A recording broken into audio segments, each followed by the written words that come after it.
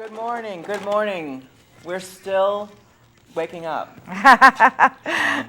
Here, I'll just take your Sharpie. We're there we not go. the most organized people around. Welcome to Occupy Tampa TV, broadcasting live from TCBN Studios on University Mall in Tampa, Florida. We're really glad to be here with you tonight. My name is Leslie. This is Raziel, and our internet wizard, Tristan Lear. I'm more than just that. Oh, well, you hope. You wish. Okay. How would we like to start out today? We had a clip of an incident that happened quite a while ago, about the first week that the occupation moved from the Curtis Hickson sidewalk to its current location at Voice and Freedom Park on Main Street in West Tampa. As the occupiers were setting up the tents, this stray dog was hit by a car and injured, literally right in front of the encampment. And a whole bunch of the occupiers got together, picked up the dog, carried him to a vet that was nearby.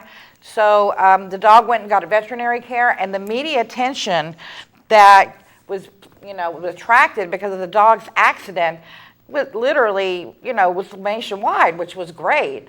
Eventually, the dog was released from veterinary care and was adopted by one of the occupiers. So it was a happy ending. I heard about that. I remember hearing about that. I tried not to think about it at the time. Well, I thought it turned out really well. It was a happy. Ending. We should mention that you can go to our website, occupytampa.org, and talk to us in the chat room. Someone has a comment here. I don't know when you want me to read it. Please go ahead. I heard on 89.7 that you guys were planning on driving slowly on the bridges to cause traffic jams during the RNC. I fully support protesting this event, and it's a sad reflection on our nation that someone like Romney can even become a presidential nominee. However, causing traffic jams on a stretch of highway essential for thousands of people's commutes has got to be the stupidest protest idea I've ever heard. Yeah, I've heard that sentiment before, too. It's not good to anger people in traffic. It's not good to anger people in traffic. Yeah, traffic is a terrible place. I don't know why I really like the idea. Maybe it's unhealthy. At least if you're going to stop the traffic, you should at least accept some recognition. Include a message with it? Yeah, have your car, with the white shoe polish, with a message or whatever. Oh, right. Oh, this is something that's been debated throughout the occupation. And there are two schools of thought on this. A lot of activists, they're hungry to do something that really makes a big impact, both physically and in the minds of the residents. And others who feel like public safety should be the issue, and we do have the right to protest, but we don't have the right to cause potential accidents. So I hope somebody calls in. That would be great to get a new opinion. I'm not cool with, the upsetting of people. There's the expression business as usual and not, allowing business as usual, and the idea that the state of affairs now is so extreme, it constitutes an emergency. And there's been lots of attempts to stop the system. What was that quote about throwing yourself on the gears of the machine, something? So I that's the part that excites me, I guess. It might be stupid. I can see how it might be stupid. How do we reconcile those two things? Do you remember seeing the Facebook photo from Occupy Kingston of the Teachers March, where it was literally miles and miles and miles and miles of people, 10 and 20 feet deep, marching along a highway on their lunch hour? It was a teachers union. You could probably find it on the website. And they shot it from the air, and it was miles of these teachers taking their lunch hour to show up and march on a major highway. It was so impressive. It was really an emotional photo, because this is what we hope for. This is what we dream about. It's having thousands of people shoulder to shoulder with us. Yeah. And two other examples I thought of this kind of disruptive thing is critical mass. which if you haven't heard of critical mass, it's a protest about the conditions that bicyclists have to endure, inches away from death at all times, yada, yada, yada. And so what they do is they get together on their bikes and during rush hour traffic and just ride through the street and slow things down. Another example was the West Coast port shutdown in California, which... Oh, don't stop talking. Okay. The West Coast port shutdown in California. West Coast port Kundalini syndrome? I should talk faster? Okay. Just continue, because we love the subject. Oh, good. Well, ask that person who left a comment if they have any ideas on what we should do. Yeah, I would like to do that. If you're still here, guest 762, please give me some more. Give us a call at 813-977-6800. We're looking forward to your phone calls. Here comes a clip. Okay. What are we going to be looking at? Oh. Kundalini syndrome. Awesome. Kundalini syndrome. Yes. So if people are watching and they Or might want to, experiencing if they're this, they'll know what experiencing it this, is. or not in the course of Occupy, but it's just in the course of our lives. Sure. Do you feel like you're going crazy? Do you feel like you're experiencing an impending breakdown? It's okay. You can call it Kundalini syndrome and embrace the overload. That is just so Embrace the foreign to overload. my experience. Embracing the overload. That sounds scary. Mm-hmm. However, Kundalini syndrome is a mechanism that helps us cope with sudden or prolonged crisis, and it functions as kind of an awakening. It can be experienced both on a personal and a collective level. I would say Occupy is a collective level. It's a collective level. Collective Kundalini. And there are some symptoms and processes. For instance, emotional, shock, fear, denial, guilt, shame, disbelief, helplessness, terror, numbness, depression, crying, outbursts of anger, anxiety, panic attacks, grief reactions, paranoia. We know about paranoia. And we're talking about infiltrators and being afraid to talk to each other in, out in the open. Splitting parts of the self. Attempts to avoid, as Right. through substance abuse. We've seen a little bit of that as well. And longing for an end or death. Yes, Right. longing Longing for a whiskey bottle. in the extreme sense, yes. Or you can be confused, and certainly I have experienced this. Confusion, worry, difficulty concentrating. Too many things going on at once. Where do I focus? Introversion, I don't have a problem with that, but I've certainly seen people that have had memory loss. That happens to us all the time. I know. I don't know if that's so much Kundalini or just the age, but an altered sense of time, I think, which also comes along with lack of sleep, loss of faith, nightmares, flashbacks, and hypersensitivity. So, and that is another thing, actually, that hypersensitivity, we have to de-escalate a lot of situations that wouldn't be situations if we weren't experiencing that Kundalini, that extreme stress and tension that make you fly off the handle. So that needs to be calmed. Physical, this is really starting to sound like menopause. Sleep disturbances. Bodily aches or pains, sometimes chronic and unexplained. Menstrual changes. Kundalini syndrome. Yes. So if people are watching and they Are might want to, experiencing if they're this, they'll know what experiencing it this, is. or not. Well, that I was know. really very, I'm glad that we got to go back to that clip about Kundalini syndrome.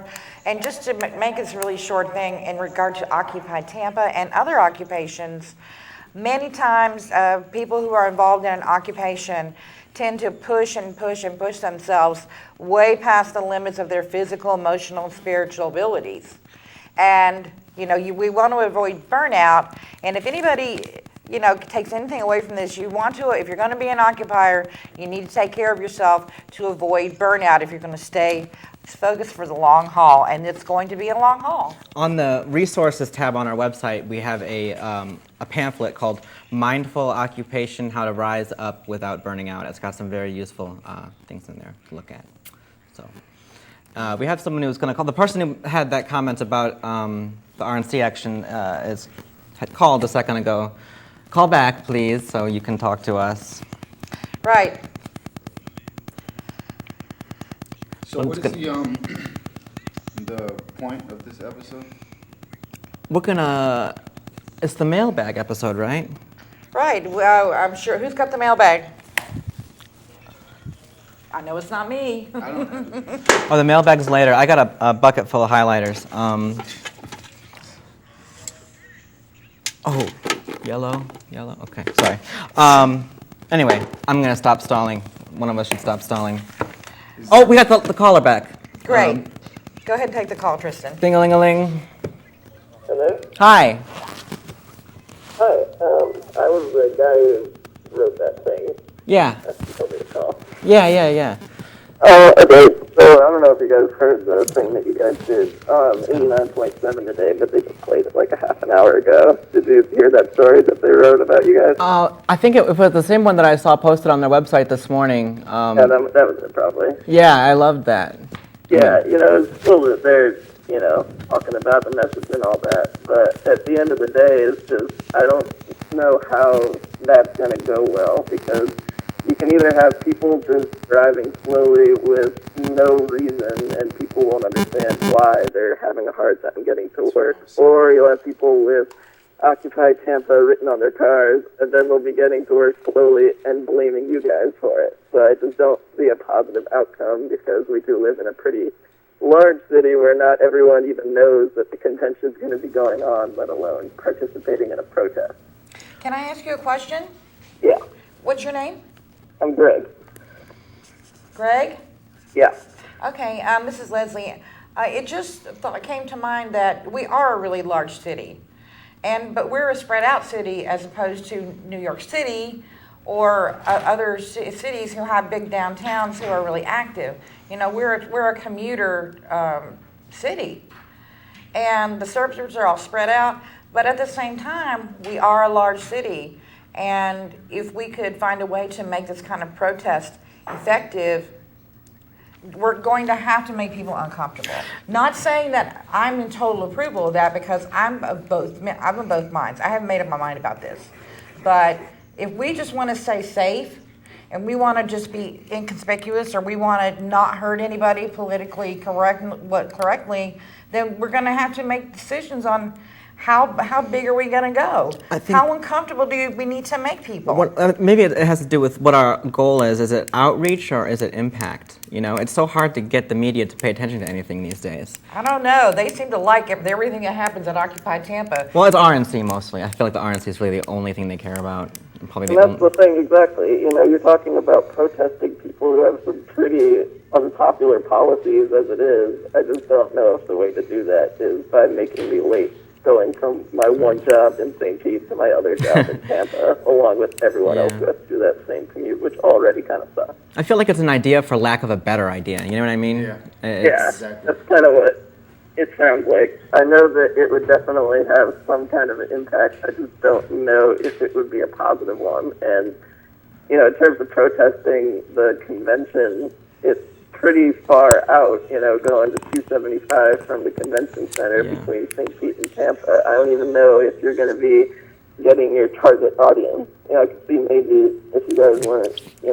kept out of that little central zone, whatever they call it, then maybe you could do this trick around there and get some better results. But I think this is just going to piss off a lot of bystander people.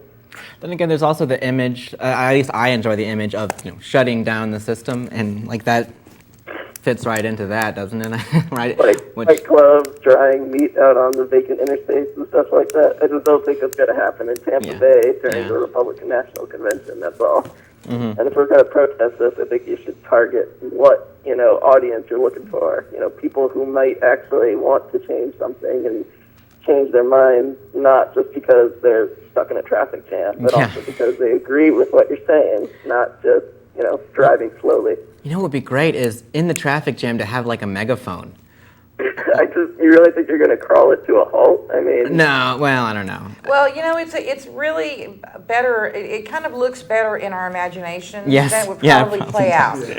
yeah, I mean, I can see it right now, a guy in a pulpit standing on top with one of their cars getting out and rallying like Independence Day, but Yeah, I can see somebody getting the crap smacked out of them real I quickly. wish we had good ideas. I can see how angry people are in regular Tampa traffic. If I had people with any kind of message swerving from lane to lane, trying to slow me down and yell propaganda at me, I don't care what they're saying, I'm going to be pissed off at It's a them. good idea. Drunk driving might be a good intervention, too. Oh, well, it's great that you called in, Greg, because You actually we changed my really mind. we really want to get some input from the community, because I talk to people all the time. I go to the grocery store and I talk about Occupy Tampa and Occupy in general, and people know what it's about. They care about what it's about. And I see from day after day after day news articles in the newspaper, in our local newspaper, national articles about what's going on in our Occupy Tampa location.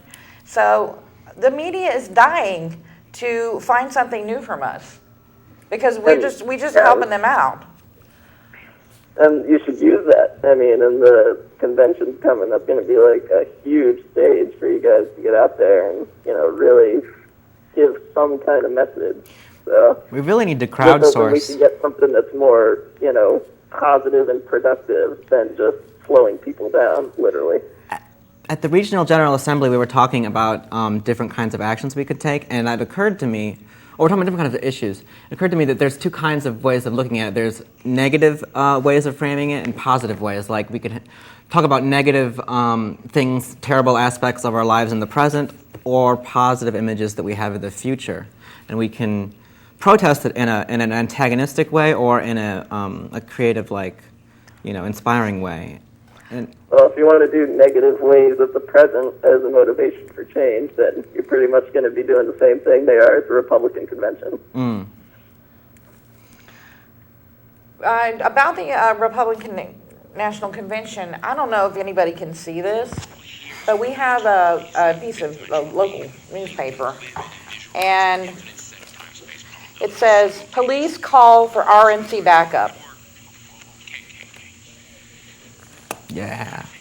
We're not even, there's not a single RNC person present, but they already feel like they need backup.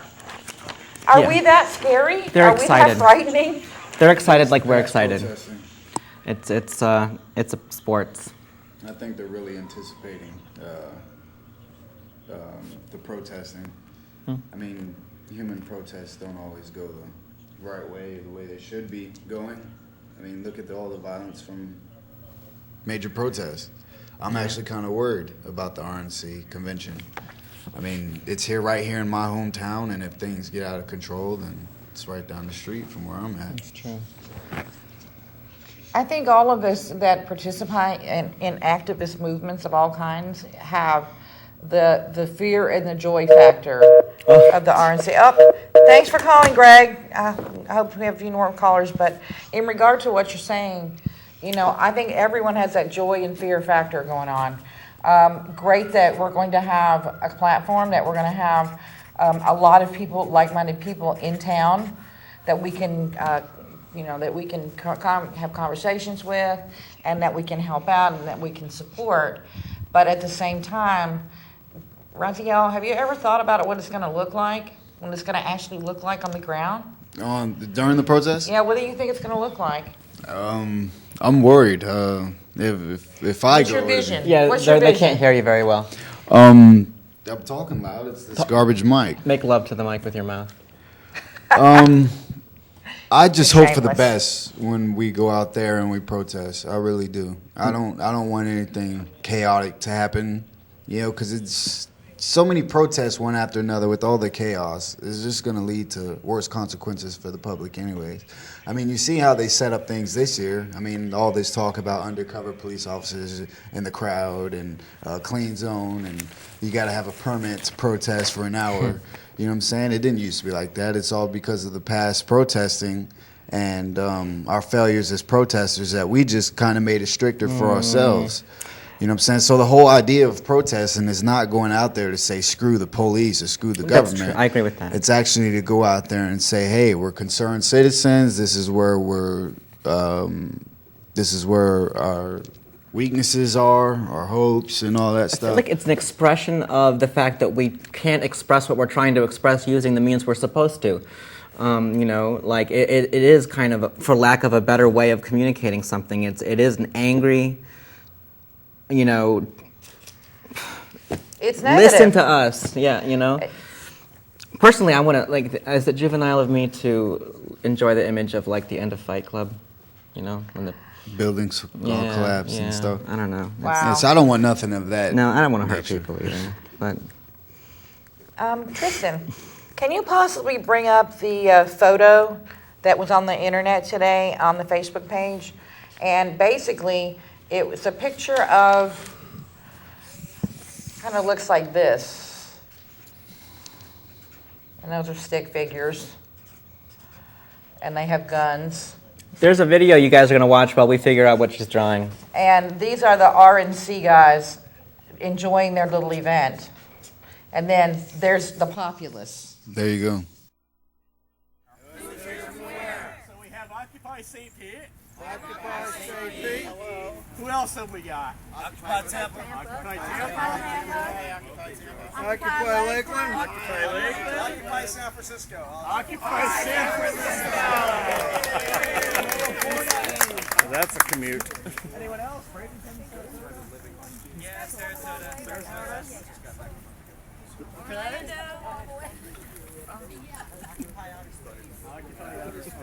Okay, the plan for today is as follows. What we're going to do is break into small groups and have each group brainstorm two or three topics around which we can organize working groups. Then we'll meet back together. Eliminate all the duplicate ideas. And form those working groups. So for the next couple hours, for as long as people can stand, we will let those working groups do what they're going to do. Then at the end, we'll all meet together and have each working group report to all of us on what they've done. And we'll close out with a march and a rally at the Progress Energy Building, which is just a few blocks away. So at this point, we would like everyone to break into four groups. One there. One there. One there. One there. One there. One there. And one there. And come up with 2 or 3 items to organize working groups around. We do suggest that because the RNC is such a big topic, we break that down into smaller topics, such as actions that will happen in Tampa, actions that will happen in St. Pete, actions that will happen somewhere else, such as the Bain Capital Project. And that way we can each plan in specific areas without everybody. Is it an animation? No, it's like, it's a cartoon. Oh, So let's go ahead and break into groups. If we can, try to have each group. Okay, well, since we couldn't find the cartoon, we're just going to have to move on. I hope you enjoyed the clip of our We can all work together. regional Tampa Bay I don't want it meeting anymore. that happened on last Saturday. And did you happen to go to that meeting? Which meeting? The Tampa Bay Regional Yes. General Assembly that Yes, happened I on was Saturday. there. I was there, and I was actually.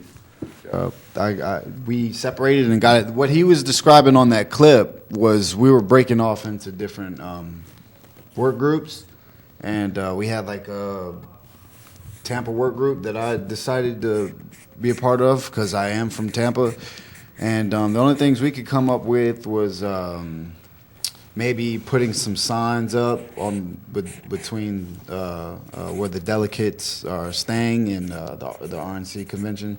We can put signs up along the way. Another thing was setting up something at the encampment for Occupy, like an information booth or something for people to call if they get lost and they need help. And those are the only two I can remember for some reason. For the Tampa work group, anyways. What was the mood like when you got there? How did you feel?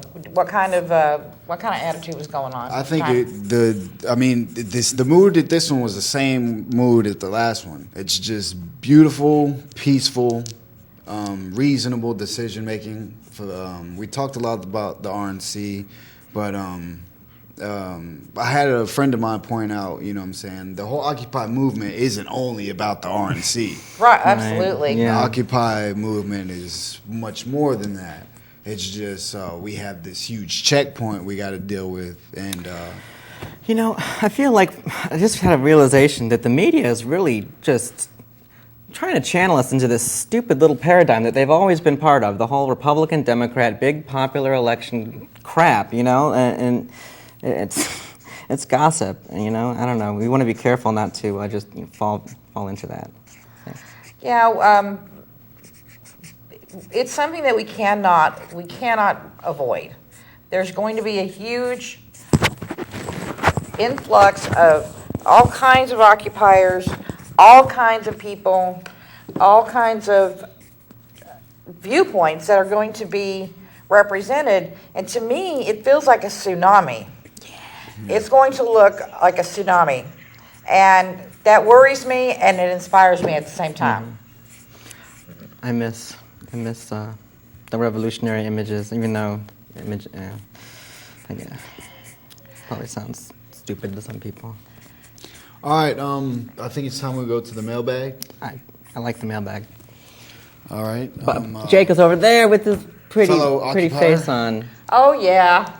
Jake. His name's not Jake. His name's not Jake. It's anonymous. Well, there's a lot of Jakes in the That's world. true. It's true. He's really creepy right now. He's not. Tristan, Yeah. you should appreciate this more than anybody. Oh, I am. Like. Is it that time again? Yes, it is. Time to check the mailbag. Cool. All right. Absolutely.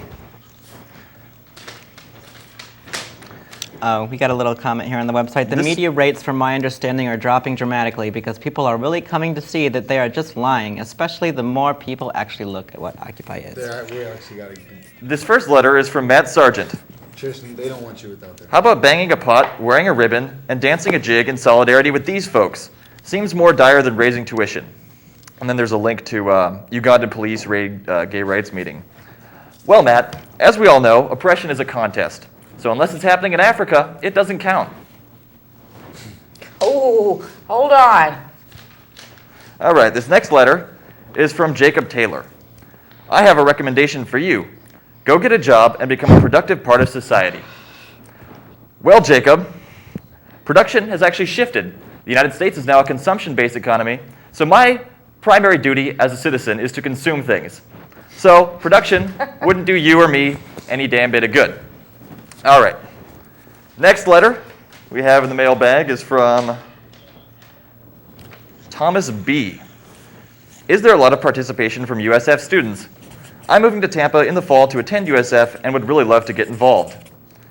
Well, there is a lot relative to Occupy Tampa size, but not a lot of participation relative to USF size. There are a few USF students involved and some who have more cursory involvement. Either way, none of that would be any kind of barrier or anything to involvement, so it'd be easy for you to get involved if you wanted to. Okay, next letter. I'd like to dedicate an episode to talking Is of from- negative things about USF. Susie knows a lot. Braden Wingate. I knew going there and feeding people, I think he's referring to Voice of Freedom Park, I knew going there and feeding people would lead to nothing. All it does is just keep enabling people, and I hate to say it, but especially in that area. I hope OT does move out of there for the sake of safety, especially if this George Zimmerman trial goes down. I hope, let us And respond to you're some of racist. these. Yeah, we Okay, need to next. respond to this. Man, Let's see. don't silence us over here. I'm gonna Okay. talk sass to these people. Okay, me well, I need see. to say something about that. Yeah. Sure. Okay. Mic check. Mic check. Braden Wingate has been a negative voice on the Facebook page of Occupy Tampa since September of 2011. I challenge you, Braden, to show up at one of our General Assemblies, bring your ideas, and then let's see how your armchair general tactics are, how useful they're going to be. I challenge you to show up to our GA any old time. With the glove. Also, I have a point of process. The people behind the screen over there were upset about my cell phone being on, providing my internet because it causes interference. So I don't have access to the chat room anymore. So sorry about that. Okay, go ahead. Okay. Do we want to get set up like a steel cage thing for you and him? We can Bring it on. we can invite the Insane Cloud Posse That's out. right. Bring on the trolls. Okay, this next letter is from Matthew Lent. Dear Occupy Tampa, I suggest you do as your parents did and get a job. The bums will always lose. Yes, indeed, the bums will always lose, unless they work for a major bank, in which case, even in their failure, they are successful. Okay, Can we just skip all the ones that say get a job? I think that's the last of them. As far as Okay, great. let's check. Let's see what else. Yeah, we let got. them know that if they need a job, I'll be more than happy to hire them. Okay, this one I'm probably going to throw to the panel. Chris Bosch writes in, Dear Occupy Tampa, all of the concerns of Occupy Tampa are legitimate. However, protests against the GOP convention will disrupt Ron Paul's supporters. Paul's supporters are neither Democrat or Republican, but support the same reforms for government that OWS has stood for. Reform/abolish the Federal Reserve, restore a federal treasury controlled by the people, end war spending, end corporate anonymity in political financing. These are some of the same goals. If OWS fails to support Ron Paul's supporters, they have made the mistake of ignoring the only real grassroots political group to have a national say in a long time. Stand with us, not against us. Barack Obama is a tool of big banks, oil companies, pharmaceuticals, and anybody who wants to make some money in government. So I'm going to throw the panel on this and see what they want to, if they have anything they want to take on that. There All right. are some issues that we agree on. Some, not all. There's so many things they said there. Go ahead, Leslie. Or, Well, I want to say something in general. People who write in with negative and critical comments, you know, if this is how you feel, then go out and do something on your own. or help us. come to Include a negative thing with an image of what you would rather see, which I guess Right. they did in this case. You know, we're always being accused of being negative, but we try to be positive. We want to be positive, and we do a lot of things that are positive. But I think that people making negative comments, it's if they think that they're slapping the crap out of us on the Facebook page, you know, I really don't care. What I care about is people coming forward with good ideas. Bring your negative comments, because we can grow from that. But I if know. you're just going to hide out behind your computer and write nasty things, if you think you're doing something for the world, you're not unique. I mean, we're the Okay, only we've heard it before. we're the only force right now that is trying to help them anyway in such a magnitude. And for them to come out here and tell us that we smell funny because we've been holding signs all day, tell them to show up to It's not GA. mine. I turned mine off. Yeah. You know, the bit was going to be kind of like I give amiable answers to hostile emails, but okay, I guess we seem to be hitting a few nerves here. Let's plow on, shall we? The next letter is from Deborah Lynn Bowman. Friends, am I so wrong to want to see a change? The disabled can go to any other U.S. historical landmark for free except for NASA visitor centers. NASA facilities are owned by the taxpayer and not Space Center Houston or Delaware North. Would it hurt to have protection from the U.S. Park Service at our NASA field centers? You don't have any unless access for the high prices. Thank you. What? Some of this was capitalized, all caps. What does NASA I have to read do with it. anything? I read it. Somebody's concerned about it. I read it as it was written. I don't know what you're talking about. But yeah, I mean, everyone should be able to go to NASA, I suppose. Twinkle, twinkle, twinkle. And it was polite, said thank you at the end. So Let's take that as a win. Next letter comes from, let's see, Ryan Meter. He writes in, Dear Occupy, all I hear from the people who call themselves Occupy Tampa is negativity and complaints. It's sad to see that something which spoke to so many has become so irrelevant. Those of you who are still struggling in the vain hope that a fire will ignite and drive others to your cause are so far from the mark, you might as well be aiming at a different target. Occupy had its chance, and that chance is long gone. The best thing you can do is go home, stop any form of occupation, get your mind positive, and focus on things that you can make on a daily basis which will make the world better, even if only a microscopic amount.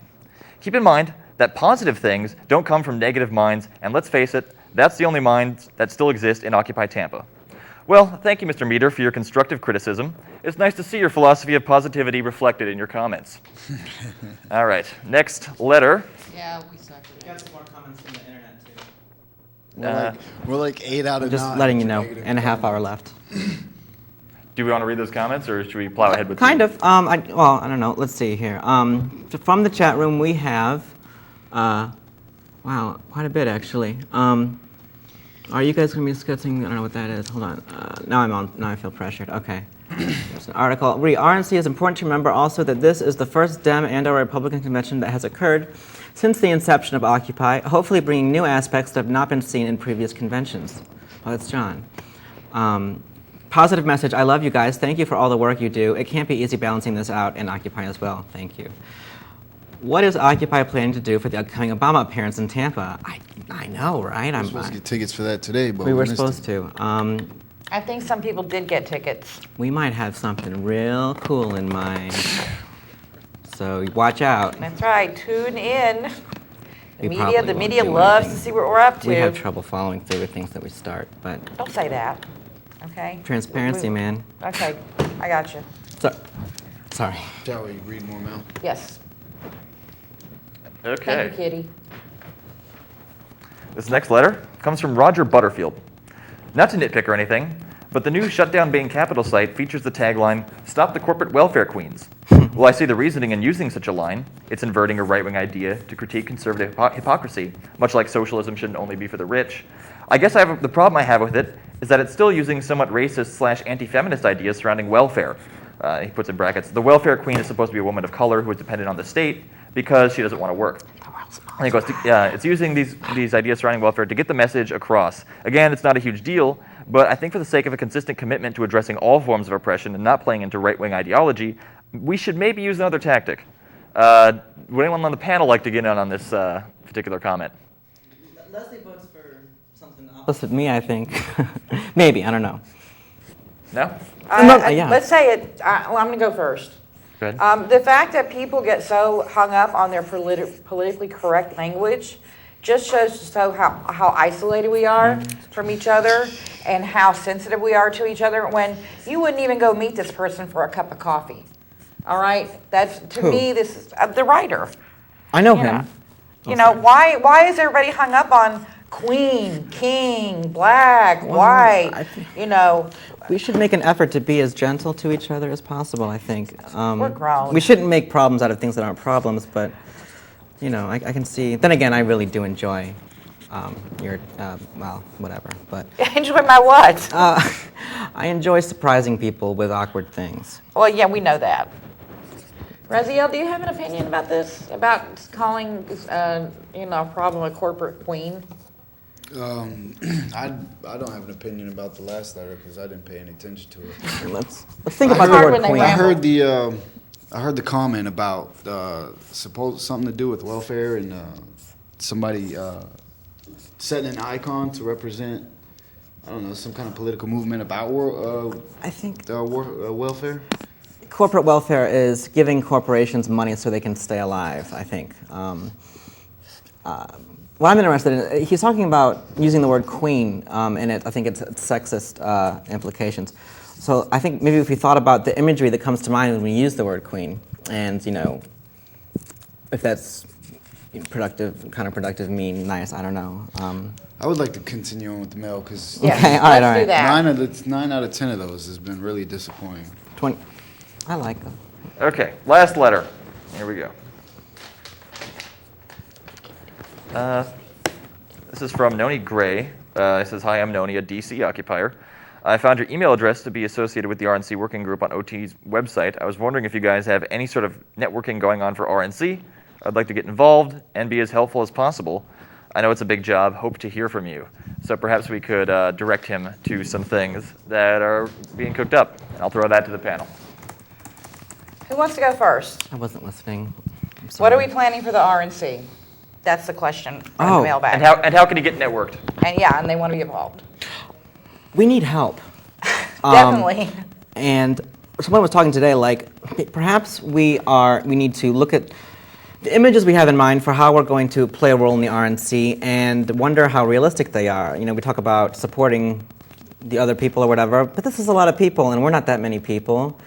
And maybe we need to talk to someone who knows more than we do about this kind of thing. You know, past RNC organizers or the people who did the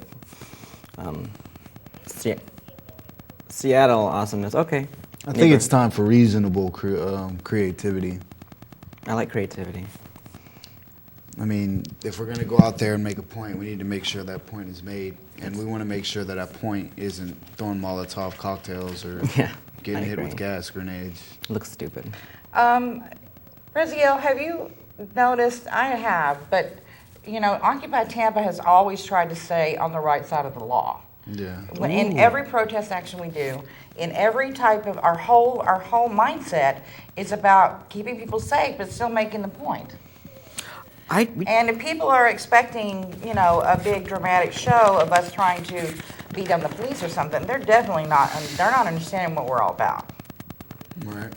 We got two really interesting questions here. I don't know if you want to continue or look at these.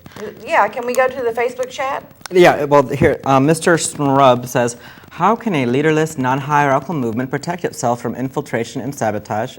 And the next one is, also, does Occupy Tampa or do you, the panelists, want to abolish private property in practice?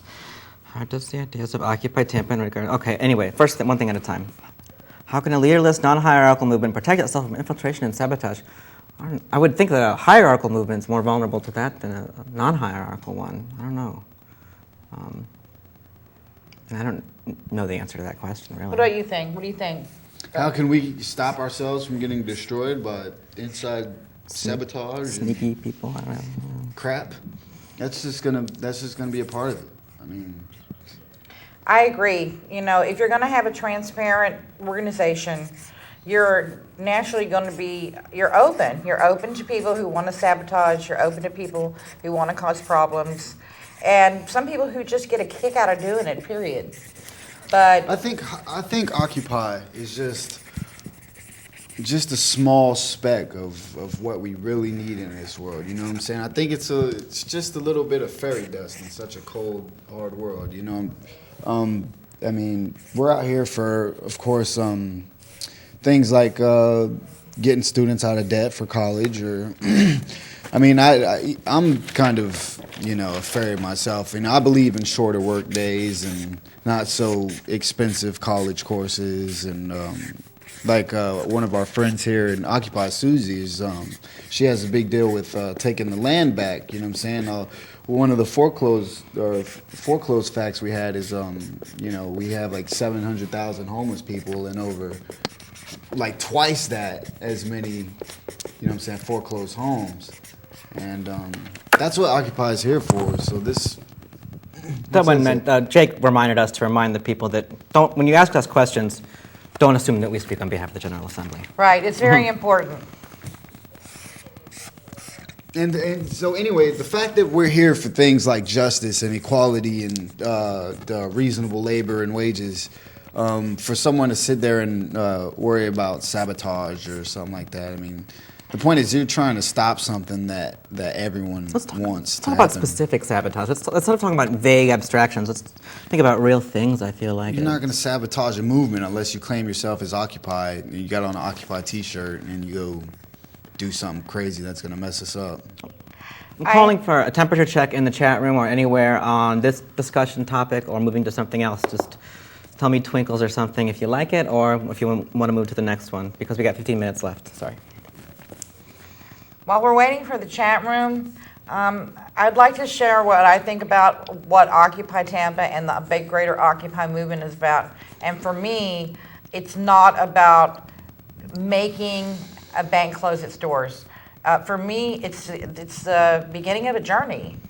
It's changed me, and I'm sure that everybody that participates in activism in any way, but the occupation specifically, you step into a new arena, and as you move forward through it, through the problems and through the successes, you're actually going on a journey of self-exploration, about awareness about the world in general and your own community. It changes how you feel and how you look at things. And for me, it's about the journey.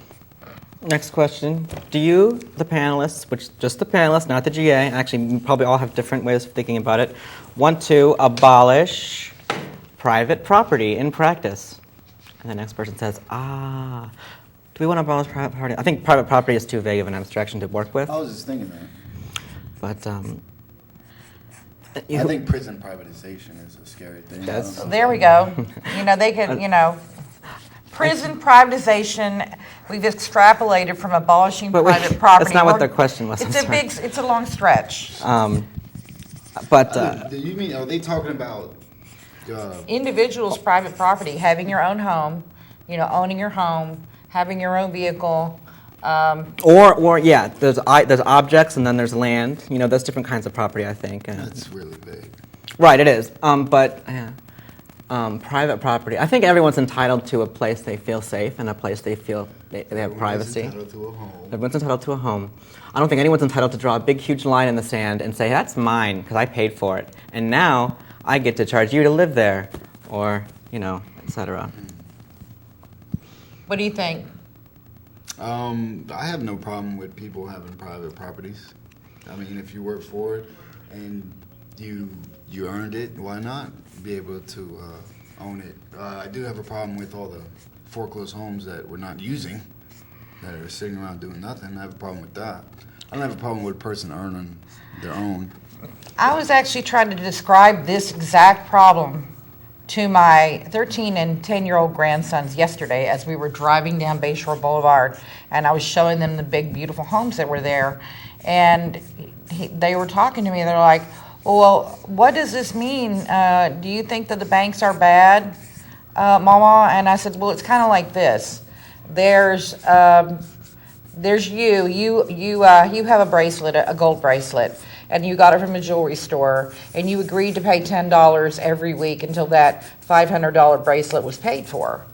And you're still wearing the bracelet and you're still making your payments. Or for some reason you miss a payment or something.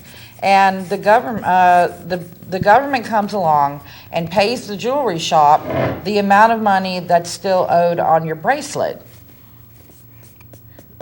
They just go ahead and do it without your permission or without you having any input. And I asked them, who owns the bracelet? I don't follow exactly. She was comparing the beautiful homes to a bracelet, and she was explaining to her kids that, okay, let's say you have a bracelet and you're paying this bracelet off, and you can't make your payment, so someone basically comes through and makes your payment for me. And I said specifically the government, then I asked them, how does the government get their money? It's true. From us. They get it from us, the taxpayers. So what we've done is we've gone full circle. We've given our tax money to the government, who gave it to the banks, who used it to satisfy their loans, but it doesn't help us. We're still paying from both ends. That's true. Although a bracelet and a home are incredibly different, but well, we're talking about kids here. We got to make. Oh, sure. Yeah. Line 4. Hi. Hello. How are you? I'm great. Great. I think one of the things that Occupy can do in terms of tangible goal to reach would be the overturning of Citizens United. Something that everybody can get behind, and you can see, especially after this election is over, when those final numbers come in with the amount of money that was spent. Hello? Wait, okay, the amount of numbers that come with the amount of money that was spent. Yes, I've heard about that. Even by the unions, because we have to look at it from both sides. The reason that money needs to pour in from one side is because money's pouring in from the other. I think that if we can get Citizens United overturned as Occupy, that people will say this is a movement that has goals, that has objectives, that's able to reach them, that have a significant impact on the future of this country. And I think once we can nail down one thing that we can do, we can move on to the next, because there are a million things here that are busted. There are a million things here that need to be fixed. We can't fix them all at once, and when we try to do them all simultaneously, the effect is minimalized. I think you just totally nailed the biggest problem that we're dealing with right now. I mean, that's the biggest criticism I've heard, is that, you know, a coherent message, etc. But yeah, one thing at a time. And Clinton was on The Daily Show, and he said that he says the biggest thing in politics, he thinks, is that the politicians aren't getting enough sleep.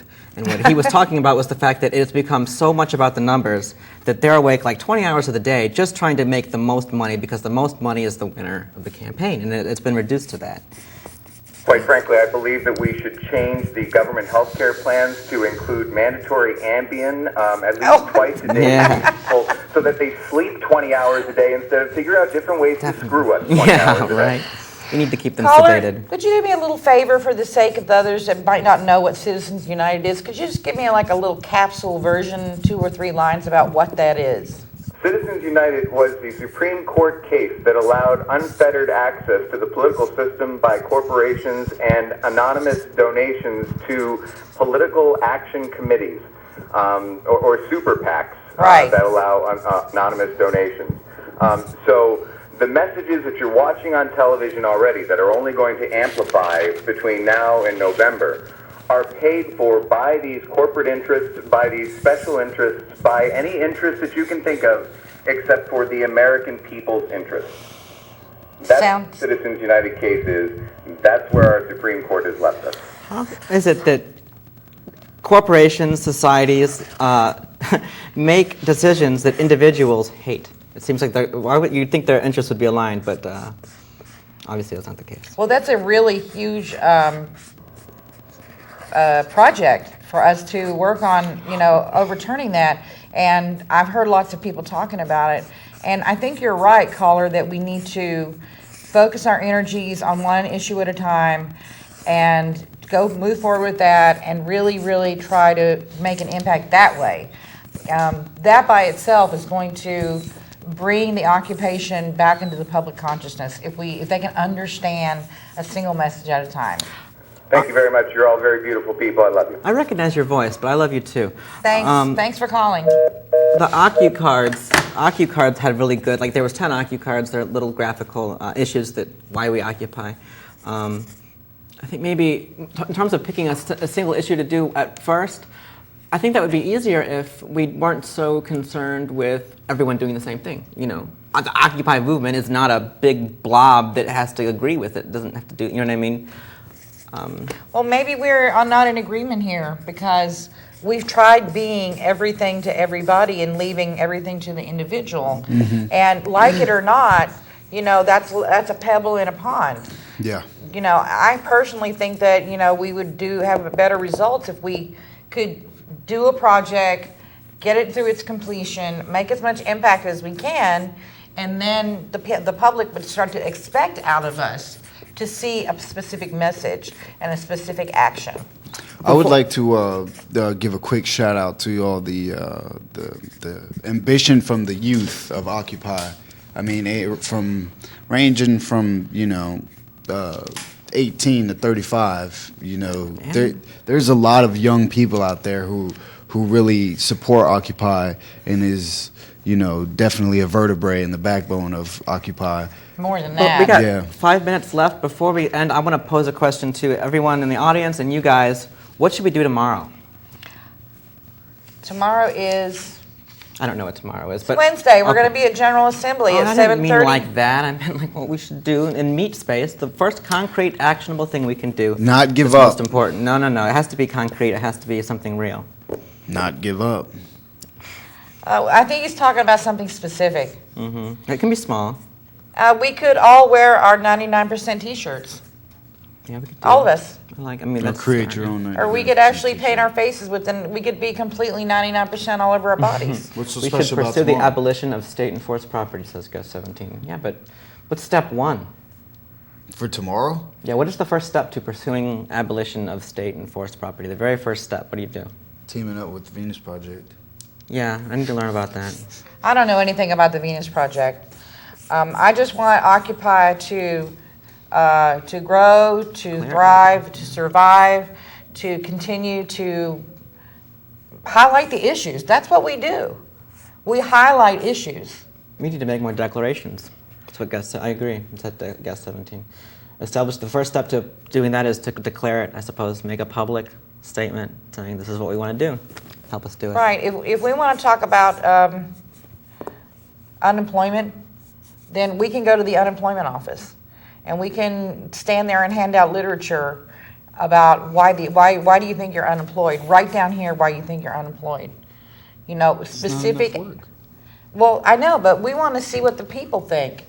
And we want to have conversations with others, people, you know, so they can know that being occupier means we care. It means I care about you. I care about you. I care about you. And knowing the two of you, that you all have my back too. You know, if I come up and say, look, I don't have any money for food for my grandkids today, that, you know, you'll pull out $1 and you'll pull out $1 and I'll go get some macaroni and cheese. That's how it works.